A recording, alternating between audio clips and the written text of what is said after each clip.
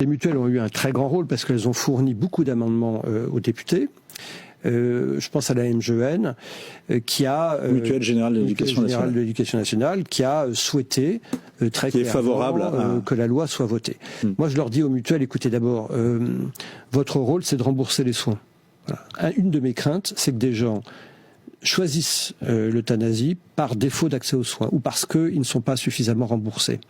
Et donc je dis aux mutuelles, plutôt que de faire du militantisme, avec l'argent de mes cotisations, s'il vous plaît, déjà remboursez correctement les gens, parce que c'est pas le cas en fin de vie. Vous savez que quand vous êtes sous morphine à haute dose, j'entre dans les détails, vous êtes constipé. Et c'est très douloureux et ça peut être très pénible. Eh bien les laxatifs qui vous permettent d'aller à la selle et d'être moins gêné, ils ne sont pas remboursés par la Sécu, donc ils ne sont pas remboursés par les mutuelles. Je dis aux mutuelles, remboursez les laxatifs. Ça ne coûte pas grand-chose, mais au moins il y a des gens qui peuvent pas se les payer. Donc les mutuelles ont joué un rôle.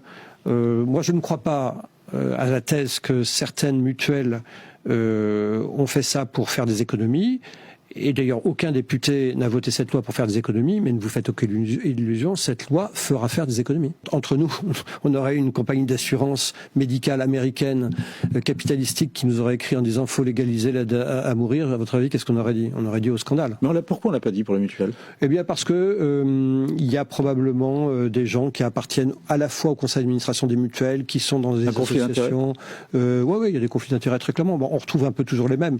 Et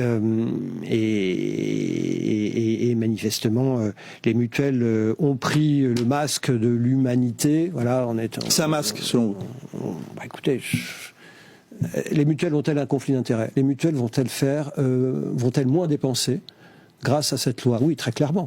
Donc elles auraient dû au moins, même si elles ne le font pas pour ça, être silencieuses.